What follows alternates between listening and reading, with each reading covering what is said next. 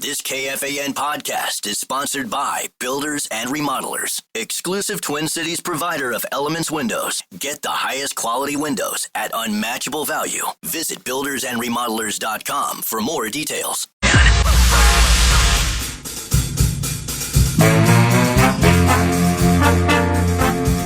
Jim is crazy.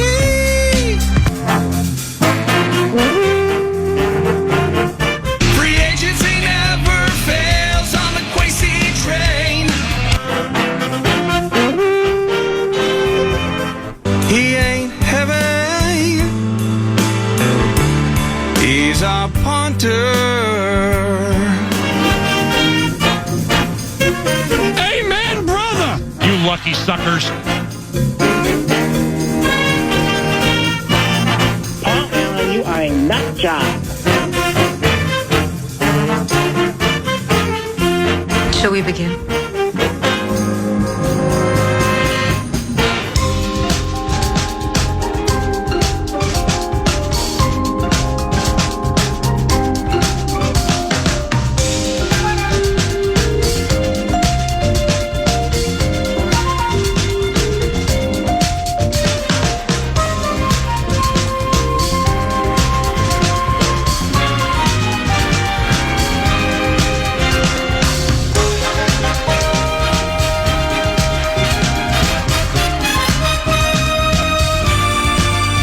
Personal foul.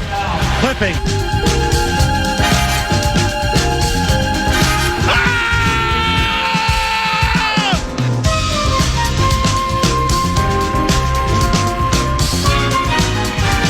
Hey, it is a TCO PC Tuesday. Welcome to the 9 to noon radio show at KFAN. It's Paul Allen with Mad Producer, Eric Nordquist at Twin Cities Orthopedics Performance Center, our Wednesday home. Kevin O'Connell, head coach of the Minnesota Vikings, joins us 2 hours from now for X's and O's. And we begin with Chris Kuper, fourth-year offensive line coach for the Minnesota Vikings. He is the president and CEO of the Minnesota Moving Company. And Chris joins us now. What's going on, bud? How you guys doing? Good. Did you get some rest? A few days? It was a great week. Yeah. Just got to do some normal stuff. Minnesota Moving Company. It's been the Minnesota Moving Parts Company so far with 14 different offensive line combinations through 5. Does it add hours to the week for you and like assistant Keith Carter when getting so many reserves ready for action? Yeah. We try to spend on the development portion of our group. We are fortunate enough to have 10 on the roster, but obviously when you have 14 different lineups, you're going to have to call some guys up in practice squad, and Keith and Ben Ellison have done a good job getting those guys ready. And my focus primarily is on those guys are good in jerseys on Sunday, but the development part of the back end of our group is always important, and we saw it come to fruition and pulled out some wins with them. Mm-hmm. And during Chris's career, you started 80 games at guard for the Denver Broncos, including the postseason. Did you ever have to play a full game at center? No. Having never played center at North Dakota, No. Anchorage, Denver, whatever? No, I was the emergency. The only time I had to play any center was in college. I had to do it for a series. But I was always the third, the emergency center when I was playing in Denver. I just never had to do it in a game. Chris Kuper, offensive line coach for the Minnesota Vikings, joins 9 to noon to start. Kevin O'Connell at 11 o'clock. And with what Blake Brandel did, after that Cleveland game, I'm bouncing around the locker room doing these drive-by interviews that I do. And I must have spent 11 minutes with the moving company. I'm like, this is the A topic. Okay. Quarterback with the bad shoulder goes 9 of 9, hits Addison for the final 3. He goes from the outhouse to the penthouse and ends up being the man of the match. Okay, I understand all that. But it ended up being 4/5 of the offensive line at Tottenham Hotspur having to be replaced. And you got undrafted Joe Huber at left guard, Brandel playing center for the first time in his life. Yeah. Opposite Malik Collins, who may not get Jeffrey Simmons like shine. No, but he's a good player. He's tough, 11th year, just a big man. And then of course Myles Garrett. But then when school had to flip from right to left tackle with Darisaw on the snap count, I mean, have you ever had to do that switch spots like that in a game? And B, how difficult is it? Yeah, I mean, you kind of go into games with that in the back of your mind based on what you have up on the roster. And, you know, the way it worked out, he'd had so many reps in camp at left tackle, and he approaches the game like he's the starter every week, knowing that he's going to have to be called on at some point. And, you know, that's a testament to him and you know, the guys around him helping him get ready. And Blake's kind of been dabbling with center a little bit. He's played every position on the front for us so far. In practice. In practice, and he's played tackle and guard in games, like both left and right guard, and then also left tackle. He has had to play a little bit in games as well. So, you know, we've kind of worked this a little bit starting last year, playing some center, getting him snapping, but never to this extent. And he just rolls with it, man. I'm blessed to have a bunch of professionals in the room that love the game and are willing to do anything we need to get the win. All right, with so second year offensive lineman Walter Rouse. How does one get and keep a second year guy like that ready to play what ended up being a quarter due to Darasaw's recovery program and the snap count? Yeah, I mean, early in the week, knowing that the health of the group, you just kind of are always putting that in the forefront. Hey, you have to be ready to kind of test them throughout the week. What's your plan if you get in the game and you got to block this guy? What's your rule on this play? So those are the things that we got to do outside of him getting reps, because he's not going to get any reps in practice.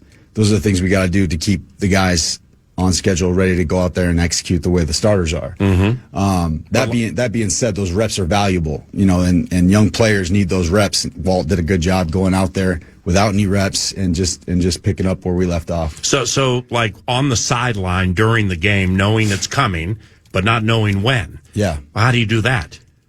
I just react. You got to be good at adjusting, especially in this business and you know, with the violence of this game and really what we've had to this point. You know, each week we've had someone go down potentially and had to move somebody around. So, you know, that's kind of how we plan going into games anyways.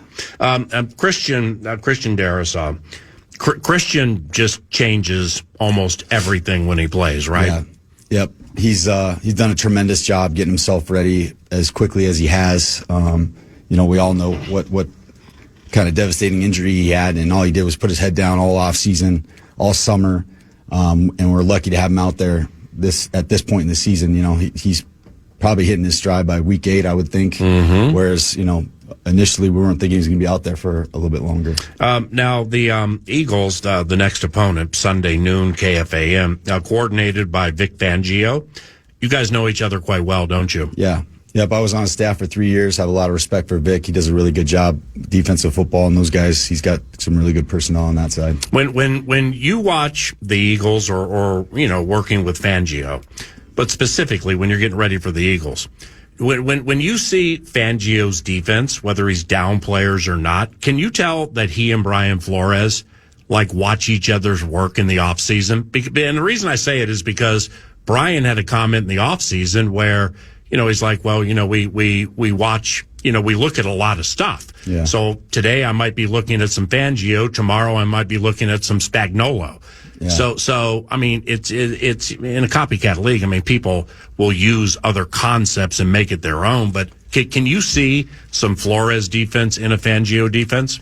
I see there are some likeness in terms of how the Vikings defense, can get in and out of some 3 and 4 down groupings and really we call some non-normal match stuff. But in general, you know, the 5 on the line, 3-4 structure, and then the ways that they can reduce the front and change the math on the offense is where I see the similarities.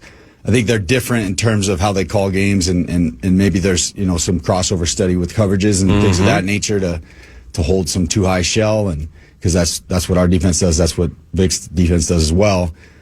So I think that there's probably more similarities than I'm looking at. You know, I'm looking at the front 7, front 8. You know, and also having an understanding what the back end needs to do for us to get this play run or us to get out of a play, so on and so forth. So Chris, as your career's gone with offensive line coaching with Denver, Fangio was the head coach. Yeah. Did he present an opportunity to you when he started there, kind of like Pettin with O'Connell back in Cleveland, or were you at Miami before that? No, I started in Miami. So the 2 years after I retired, Adam Gase got the head job in Miami, and he was one of my coaches for 5 years, coordinator and quarterback coach, and he's the one who talked me into coaching, and that's my first stint was quality control in Miami with the Dolphins. So I was there for 3 years, and just through some people that I know, I actually got an interview to go back to Denver.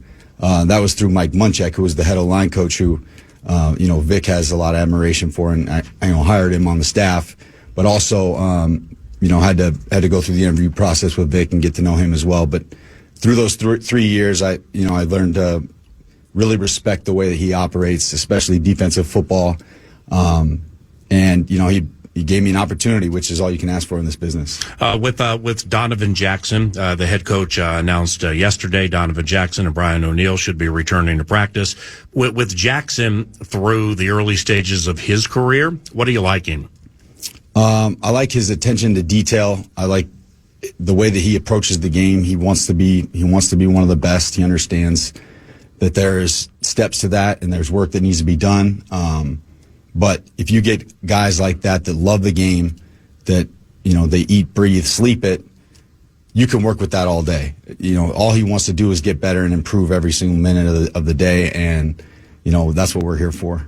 A couple more for Chris Kuper, offensive line coach for the Minnesota Vikings from Twin Cities Orthopedics Performance Center. Good morning. And with all of the iterations of the moving company you've had to use this year with the full-timers and the part-timers and 14 different offensive line combinations, through it all, old Will Fries has started them all. And what's good about him, and I can't remember with whom I was chatting in training camp, but I mean, he was coming back from a pretty significant injury. So he's out there, you guys are working him along on a plan. Conditioning, I would imagine, something that had to come for him. Yeah. Fortunately, it did. He's had to start every single game so far. He's improved every single game. And, that was kind of the plan moving forward. Was we knew that his starting point was going to be different if he was to come in the season healthy. So to get, the best Will Fries, it was going to be those reps in camp, in games in the early part of the season. So I think we still have yet to see Will Fries at his best, and I think we're starting to get there. Mm-hmm. Lastly, Chris, and thanks for the time. How much the mental work, the surrogate dad, big brother, uncle / boss. Yeah. And I'd like to frame it up for this day and age, but just take what you have now, or what you've done since you became offensive line coach here in 2022, and the mental work that has to go into some players, in essence, to convince them you're ready to compete. Yeah. Believe in yourself. Get out there and do your thing. I think the starting point is us as coaches are truly teachers. Like, if you can't reach each student or player you have in that room, you have to find other ways to get them involved so they understand. That's the starting point. Once they understand their job, how to execute their job, and then you work with them on the details of the technique, that's where the confidence comes from. And you're 100% right. Besides being a teacher, you're also a psychologist. It's hard to say, hey, Justin School, mid-game, you're going to go kick over and block Myles Garrett for the rest of the fourth quarter, right? You got to instill some confidence in the plan, in the techniques, in the way that we entered that game and how we were going to block this guy. So if there's not confidence there and you're just kind of leaving him out on a whim and he doesn't really have any tools in his toolbox, right, I'm not doing my job. Right. Yeah, and also returning from injury. With Darius on the recovery plan and everything, I mean, that has to have some touch and go to it. Yes. Simply because you're less than a year from that ACL. And lastly here, I went down a rabbit hole, sometime late last week, talking about college football and kind of segueing it to the NFL. And I haven't talked to anybody about this. It just hit my heart. With NIL, and the players, in essence, calling the shots at big-time college football for all the biggest schools with their agents involved. I wonder when there's going to be a full-blown segue to the next level, the pro level, where a lot of these guys are used to, like, what do you mean? Well, no, this is how I do it. Well, it's different when you hit the pro level, Yeah, and I think you're right to a certain extent. There's going to be some of that depending on, where the player's taken in the draft and right, how much you have invested in them. There's also the other caveat to that, which is every year we're bringing in more guys to take your job. Whether they're 4th, 5th round, 6th round, undrafted player, there's someone behind you that is training to take your job. So call the shots all you want until you can't do the job anymore, and then someone else is going to take it over. Yeah. Last one, part 3, I promise. Joe Huber. I just got to know him in training camp, was really hoping he would make the team. He made the team, got an opportunity, had a penalty late you probably didn't prefer, but outside of that, how'd he do? No, it's a great start against a good player that, the guy you referenced, Malik Collins, has been in this league for a long time. He's played against a lot of rookies, and he's seen a lot of stuff. Whereas, Joe, first time out on the field with the ones, I'm proud of the way that he went out there and just it didn't blink. That's kind of the thing that Joe has is he's always riding that plane. He's never too high or low. There's sometimes you got to do things that jolt him just to make sure he's still there. But he's the perfect demeanor you want for a guy going in there. Just you couldn't tell whether he was nervous or not. I'm sure he was, but it's those reps will be invaluable for him moving forward. Yeah, it was. I'll watch some practice, but I watched so much of it in the last week and change because there wasn't much to do. So, I find myself morphing towards you guys. I'm always by your group. What new interesting thing is going on? With I'd never seen anything like it last week. I mean, you're doing this with Rouse, and then Keith, your assistant's doing this with School, and then both of you are with Huber, and then now you're with Brandell off on the side, and here come the quarterbacks. I mean, it was voluminous last week. We were just trying to steal time in the dead periods just to get the last, all right, we got to get this through this cadence to get the silent cadence, and then if we want to go to cadence, or here's what Blake's head bob looks like compared to the guy behind him. Wow, the nuance. Yeah, you're awesome, man. Appreciate you. Thank you, Sarah. This is Chris Kuper, offensive line coach for the Minnesota Vikings, to kick off 9 to noon. That's part of the Timber Tech What's on Deck set list, and we have much coming up soon, including Vikes Bites around the corner. But first, let's go back to Double B, give away some money. Yeah, the cash thing, the fan and 2 men and a junk truck want to give you a shot to win bonus bucks for the National Cash Contest. Head to KFAN.com. The keyword is credit this hour. The keyword credit, KFAN.com. Keyword credit. Fan. Bonus bucks is back on KFAN. We have 9 chances for you to win $1,000 every weekday. That's every hour from 9 a.m. till 5 p.m. 10 keywords to learn more. Head to KFAN.com. Bonus bucks is presented by 2 men and a junk truck.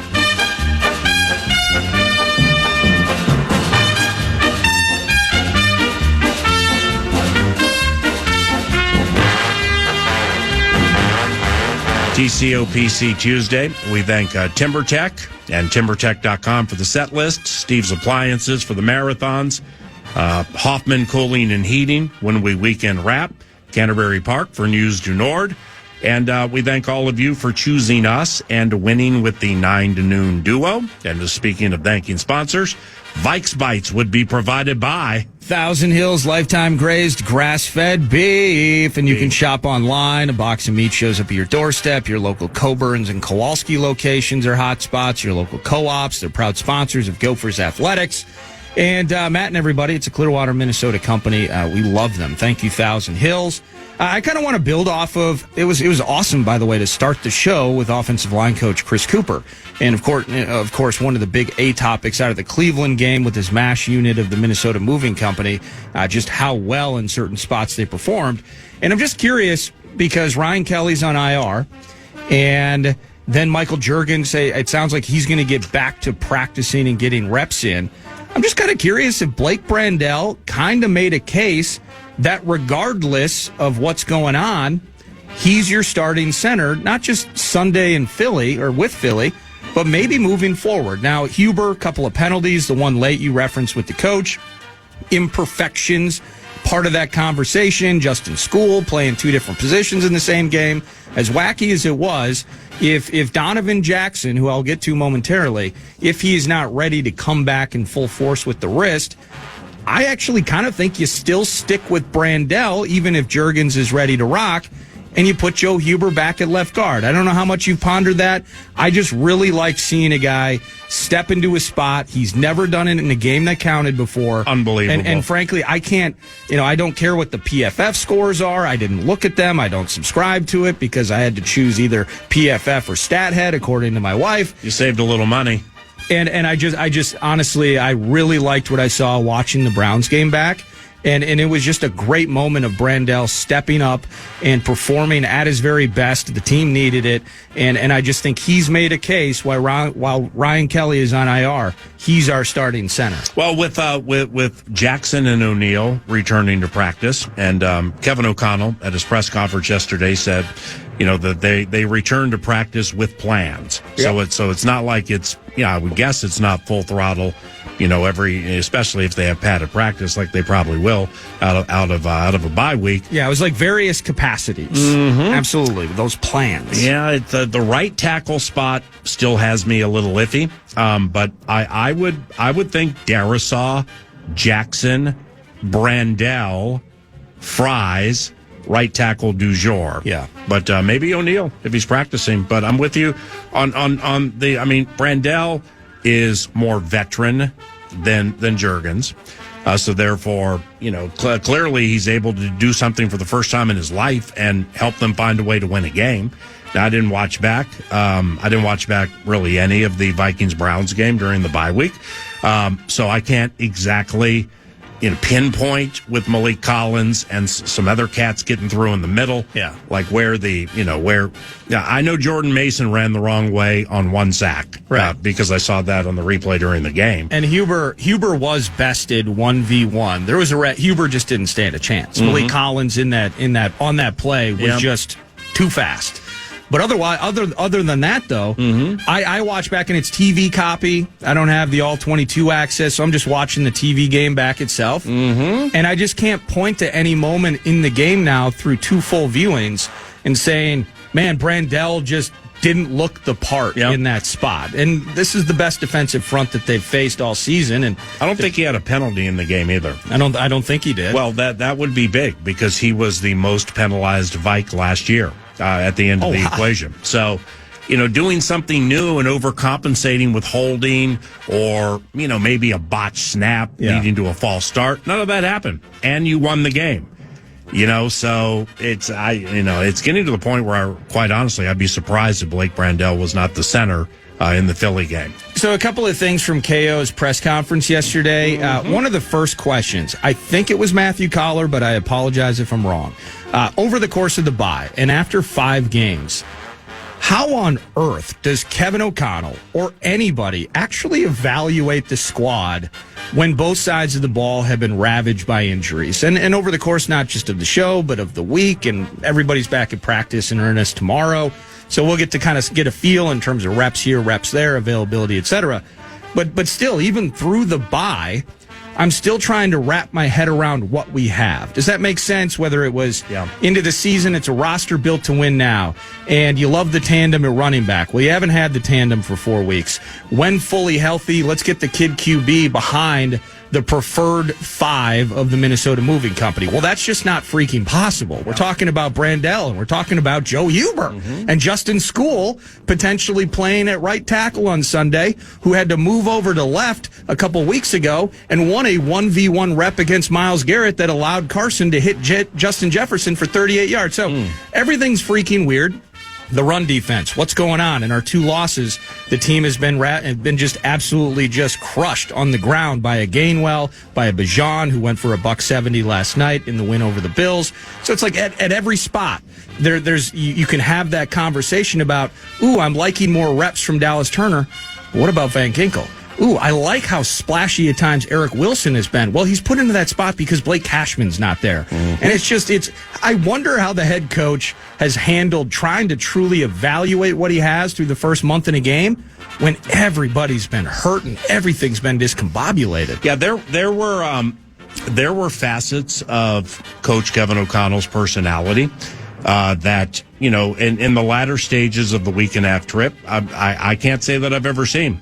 And, some of them were public, like at his Friday press conference before the Browns game. I was surprised when, he was exasperated. He was just exasperated would be the right way to look at it, because they work so much and put in so many hours that they kind of live exhausted. I think he was exhausted. But when he was like, just two more sleeps, thank God, I was surprised he said that because he's not like that. Right. Even if he's tired, even if there's weakness within his mind or heart for whatever the reason, it's the never let him see you sweat. mantra that helps with so many in the National Football League. So, I think everything you just said and the wonderment that goes into certain facets of it where, medically a group may be looking at something one way, the player may be looking at it a different way, and then now you got to mesh that. Okay, Yep. well, that can become mentally exhausting. Well, but then the Addison bit hits. So it's kind of like, all right, well, Gink's neck, we can't control what's happening in that neck. We got top 3 left tackle guy on a pitch count because it's best for him, the team, and the recovery. The kid quarterback's ankle is almost ready. Now the veteran has a bad shoulder, but he's going to go 9 of 9 and win the game, so that's going to be weird. And meanwhile, through all of it, where's Jordan? Honestly, it's like I just sensed the hits just kept on coming. Yeah. The way of that man nearing the end of that trip. And the bye week, I think, was needed for him and for a lot of people. But that plays into what you said. There's just been so much. And then, the self-inflicted bit with Addison, that's just when you're as immersed in it as much as a head coach and you care about it that much and you're the one to whom much is given, so much is expected, and then one of your best players all of a sudden goes AWOL like that, well, you can control that. Right. The Gink neck and Darrisaw knee and all that kind of stuff. That's going to be a work in progress. Not showing up for a walkthrough, that's a self-inflicted wound I just sensed nobody was ready for. Well, in throughout that time after it happened and we heard about it, the kind of the reaction to it, and maybe it's an overreaction, maybe it's not, is you have he's driving a $160 and apparently there was a pet emergency. We still haven't gotten an update on the dog. Oh. Then a year later, you have the falling asleep at the wheel near LAX. And then the kind of not the melodrama, but the waiting period up to how's the league going to handle it. He gets suspended. We miss him for 3 games after being maybe the best player of anybody in camp. Yeah. Then he comes back and a couple of weeks later, he does this. Is it an overreaction where people are truly starting to talk about like his future as a Minnesota Viking, where the track record built now through a few seasons is such that there are elements off the field. It doesn't sound like massive criminal elements, like nefarious activities per se, but it's just a track record maybe where you can't rely upon him. Do you think it's an overreaction that people fans have openly questioned and others as well, where it's like, is this a guy that you want to wait around and potentially re-up, extend, pay a ton of cash to, right, given the track record through a few seasons? Right. He's in his 3rd season, correct? I believe so, yeah. Okay, so he's a first-round pick, so you have a 5th-year option. So these are not things about which you have to think, at this stage. Or maybe Addison's in his 2nd year. 10 touchdowns last year, I know that. But this is his 3rd season. He's got 19 through 2, yeah. Yeah, thank you. But from a skill set standpoint, there are myriad teams around the NFL who would want Jordan Addison on their team, knowing everything you just laid out. Right. Because this is a game where people, a fair amount, not everybody, are kind of like, well, it doesn't matter what you did or what you permitted to fail. Our culture doesn't permit that, and he won't fail. Right. So the point being is the NFL trading deadline is quickly approaching. If you're interested in moving him, there would be suitors. But I don't get the sense that they're to that point with him. Because last year when Jefferson was down, he produced really, really well. Yeah, and he's a fantastic player, and you don't want to let fantastic players leave. You just need fantastic players to grow up. Bites. A couple quickies for you before we pause. Bring in the Vox. How about Merrill Reese around the corner? That'd be sweet. The Gink is in peril. Yes. The neck thing, we know about that. I did want to hit on the defense a bit. Lack of takeaways. Yeah, so last year, everybody but the Gink yesterday. He did, which, that kind of lends to the, he kind of mentioned him, but I think it was not ready to put, similar to J.J. McCarthy, not willing to put a timetable or what his workload's going to look like as he is, hopefully it doesn't, the Mike Hughes Memorial Practice Field does not become the Andrew Van Ginkel Memorial Practice Field, so we will see. Team was tied atop the NFL last year in takeaways, PA. You get one apiece in each of the first two. You blow up with 5 takes on Browning and the Bengals/Bungles, but then dry the last 2 weeks. The international trip, you came back with 1 win, but no takeaways on defense. A defense that statistically, despite the rush defense situation, I think they're 5th in scoring, 6th in yards. So you kind of like that ending product. Your team's in a position to win these games. But the lack of takeaways, is it worrisome to you? I mean, you want W's. That means more than anything, of course. But just the lack of the ball hawking thus far in 2025, just kind of thinking, where are all the takes? Where did all the takeaways go? Yeah, and where are the sacks? You know, and I'll get caught up on all of this by the Eagles game, obviously, but the sacks, you know, the way they put this together. All right, so we got Javon Hargrave and Jonathan Allen in here. Hargrave has 2 sacks. They both took place in the first game. I think Allen might have had one last game or a big tackle for loss. So he's either at a 1 or a 0. The point being here is, well, Cashman he's a better blitzer than Wilson and or Pace. So you've lost that threat there, but I think Blake will come back for the Philly game. No Van Ginkel. That's the bit. Yeah. Not having Andrew Van Ginkel means Grenard gets more attention, so his sacks are going to be down because he's doubled almost every single play, or they go away from him from a formation standpoint. They'll execute the play opposite Grenard because he's the best defensive player on this team. And when Van Ginkel plays, it's a heck of a 1 and a 1A. You know, so therefore, with the sacks being somewhat down, that's going to play into the turnovers being down. That's all I got. Minnesota Vikings, by the way, with 13 sacks. They are middle of the pack in the NFL right now. Right.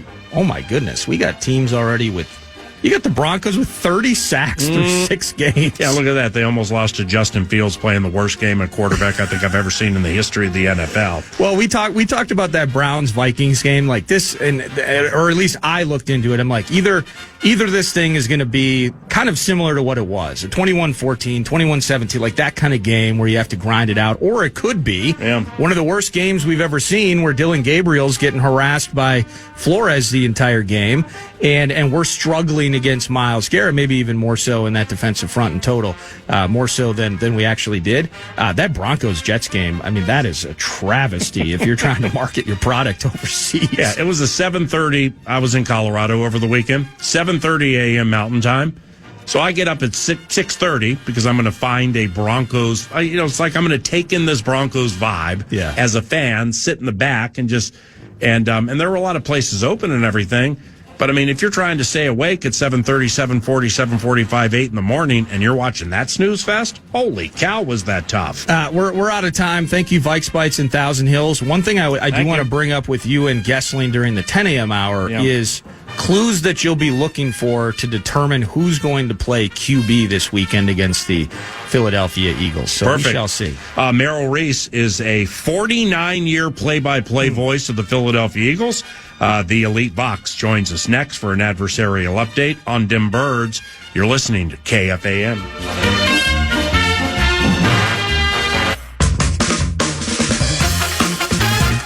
The last year they haven't, and I'm not going to lie, I love Nick Sirianni saying, you know what? We're going to push the ball into the end zone and send a message and set the tone as they line right back up in the same formation. Here we go again. Full scrum. Tush push from the 1. Kuper are out. Snap to Hurts. He pushes forward. He drives into the... It's 9:47. The Minnesota Vikings host the reigning world champion Sunday at noon. And here's one of 9 to noon's all-time favorite guests and play-by-play voices, the venerable Merrill Reese, 49 years as the Philadelphia Eagles Vox, and Merrill joins us now. Merrill, it's Paul Allen. How are you? I am well. How are you, Paul? Quite well. Thank you very much for doing this today, too. Second time back to U.S. Bank Stadium for you since calling Super Bowl 52 and the victory over New England. Was the Philly special right in front of you with Super Bowl 52, Merrill? No. No, it was down the other end. It was How do you not handle right that? in front of me, and I can't tell you. You know, I had a great relationship with Doug Scoville, and he was easy to work with, and he really helped me prepare for games by tipping me off during the week of what to look for and when to see certain things. I had an unbelievable relationship with him, but that week was so busy we never got together, and I never had a chance to prepare for the so-called Philly special, so I never saw it coming, but there it was. There it was, and you called it in second and none fashion, as you have done so many Eagles plays for nearly a half century. And Merrill was, of course, with the Eagles when Carson Wentz spent his first half decade in the league. Carson Wentz, Merrill, what do you remember about him? I remember when they drafted him, and I really wanted them to draft him because it was going to either be, of course, the Rams were drafting first, and I was hoping that the Rams would draft Jared Goff because, to me, the best quarterback in that draft was Carson Wentz. And as a matter of fact, the Eagles' offensive coordinator, Frank Reich, told me that night, he said, we have just drafted a generational talent. And I was thrilled, and I was thrilled with the way he played as a rookie, and I was thrilled with the way that he played in his second year. Don't forget, when he went down in Los Angeles, at that point, he was the likely MVP of the league.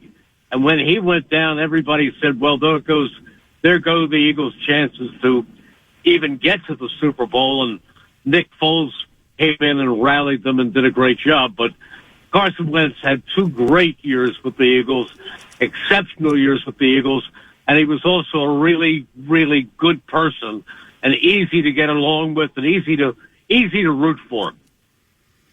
Merrill Reese, 9 to noon, play-by-play voice for the Philadelphia Eagles. Sunday noon for the Boom, Vikings and Eagles, KFAN. Most recently in that game against the Giants, Merrill, were you surprised the Birds lost to the New York Giants? Yes. I mean, absolutely yes. I mean, it came after a loss that shouldn't have been a loss, for at one point they led the Broncos 17-3, and they blew that, but you'd figure they come back and they take out their frustration on the Giants. And that did not happen. They were terrible. For some reason, they were flat. And give the Giants credit, too, because their young quarterback, Jackson Dart, really brought that team to life. And things just got worse. Actually, the Eagles in the second half were rolling a little bit, and they had a chance to get back in and possibly overtake the Giants, and then there was a bad interception. But basically, I was surprised. Everybody here was disappointed, but those things happen. Look, I was also surprised last night to see Atlanta beat Buffalo. Mm-hmm. And I was also surprised last night to see the Bears win in Washington. So it's a year of surprises. I mean, if I said usually after 6 or 7 games, if you said to me, the 2 likeliest teams to end up as the Super Bowl matchup are, I'd give you an answer. This year, I say, I don't know. I don't know who's going to be good next week. Now, I mean, it was just a game, with against the Giants, but like these rookies, Jackson Dart and Cam Scatteraboo, what'd you think of those guys? Did you think it was kind of a one-hit wonder type night, or do you think maybe the Giants might be onto a couple of good ones? Well, can I tell you, Paul, that I thought the Giants were onto a really good quarterback about 4 or 5 years ago when they drafted Daniel Jones out of Duke. And they did too, because they gave him a pretty good long-term contract.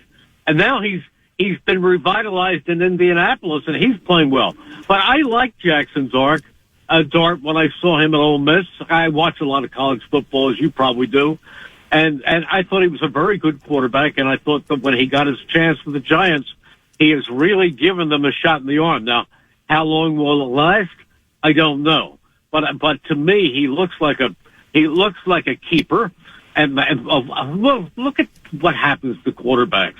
The Browns invested the number 1 pick in the entire draft on Baker Mayfield, and ended up getting rid of him and doing all kinds of ridiculous things. And here's Baker Mayfield after he's been through 3 or 4 teams looking like a top 5 quarterback, at least, if not a possible MVP with the Bucs. Right. You know, last year when we chatted there, I think the Eagles might have been on an 8-game winning streak, yet you had some locker room chatter that was popping up about lack of touches and things like that. It's kind of happening now with the Eagles, as you're very familiar with. Now last year, Brandon Graham got a hold of the locker room stuff that was going public, and Philly won the Super Bowl. How can they get this stuff to stop, or does it not matter with this group? It doesn't matter, Paul, and I'll tell you why. I've seen locker rooms torn apart going back in history. I saw T.O., Terrell Owens, come here and completely destroy the locker room in his second year. And that was a mess. He took shots at Donovan McNabb, and there was his faction and their faction. With A.J. Brown, to whom you're referring, with A.J. Brown, he gets frustrated and he tweets something. But if you get to know A.J. Brown, he's one of the nicest guys you'd ever want to meet. He's one of the guys who is beloved in that locker room. He works hard. He plays hard.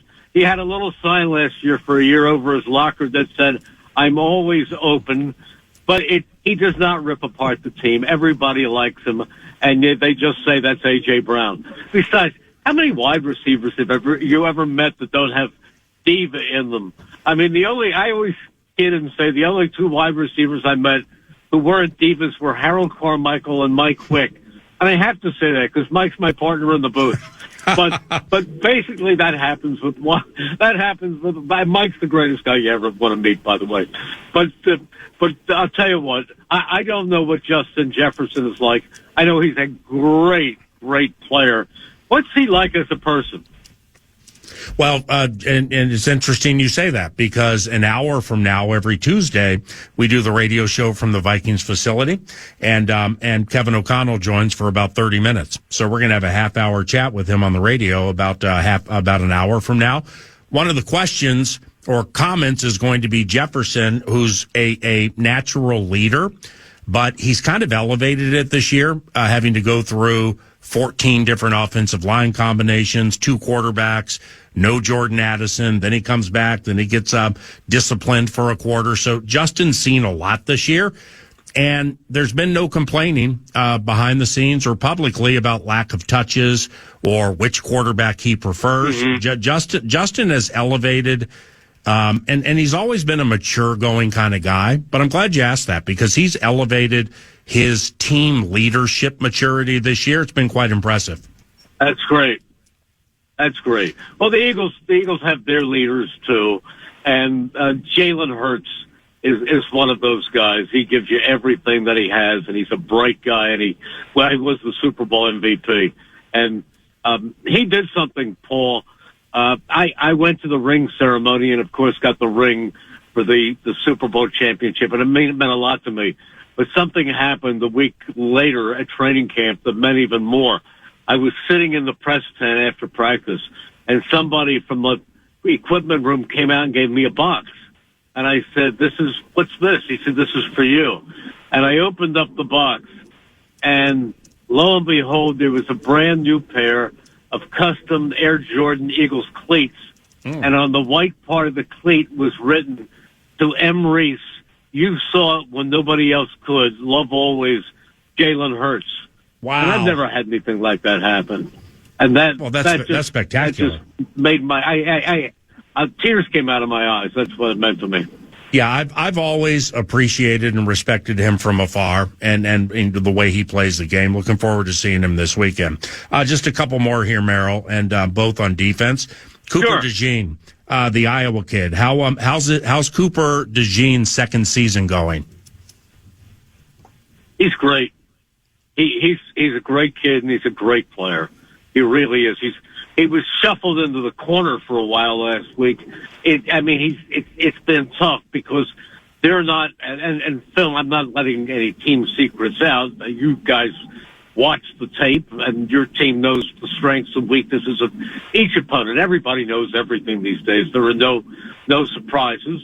But the Eagles have had they have a great corner in his second year. Quinyon Mitchell is phenomenal. He's going to be an All-Pro for many, many years. But they no longer have Darius Slay, and you guys have Isaiah Rodgers. So it's been mix and match at that other corner spot. So Kuper Eugene last week had to go back and play some corner. But we'll see what happens. They have Adoree Jackson. They have Keely Ringo. And neither one has been the total answer so far. Last one, Merrill. At this stage of your career, coming up on 50 years, as the play-by-play voice of the Philadelphia Eagles, do you still do every road trip, or do you call some road games? No, you go to No. Okay. Well, even Washington, FedEx Field.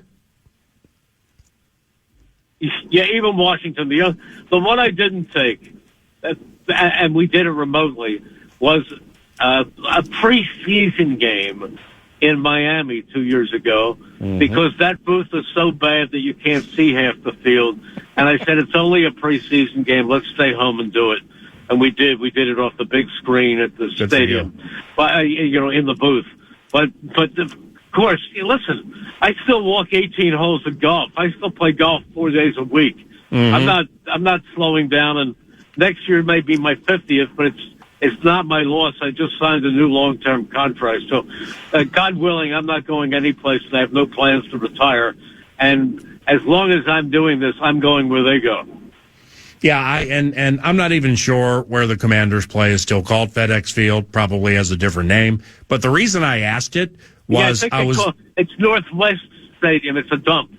Okay. Well, the reason I asked is I was listening to our mutual friend Jeff Joniak call the Bears and Commanders last night, and we know what that corner tiny booth feels like with the league's replay group next to us, and it's very difficult calling games there. And I could tell with Jeff the way he was calling the game last night that there are some struggles with that spot. So I wasn't sure if you still went there. Yeah, I still go there, but you know what? Miami's worse. Yeah, I know. It's very small. There's no doubt about it. You know what else is terrible? I'm going to tell you what else is terrible. I think sci-fi. I call it So Far Stadium, where you're in the upper deck of the end zone. That's terrible. So Far Stadium in Inglewood. It's a mess from a broadcast standpoint. Merrill, you're fantastic. I always look forward to seeing you this weekend. I'll come up and say hello to you and Mike, as we are wont to do. Much respect from us here in the cornfields. Are you on a different level? Are you on a different level from us? Depends on what you're talking about. From a broadcast, no.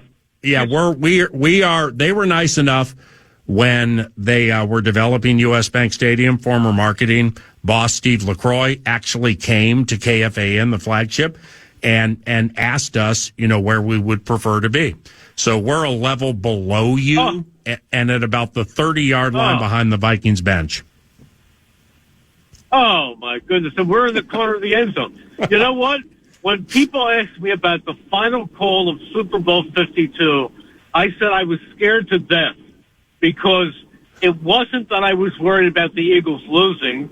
I was worried that I would be known as the announcer who blew the end of the Super Bowl, because we were in the corner of the end zone, 110 yards away from that ball was going where that ball was going to come down. Fortunately, I got divine intervention, and I saw it like it was an NFL film in slow motion, and I was able to nail it, if I may be immodest. But the truth of the matter is that is a very difficult booth in which to call a game. But it's a beautiful stadium. It's well lit. Maybe it'll be warm enough to have the pivoting doors open opposite where you're calling it. And we think you'll have a good time this weekend, Merrill. And I can't wait to see you. I know I'll have a good time. I know I'll have a good time, Paul. And it's always a good time to check in with you. And thank you for coming up to visit us.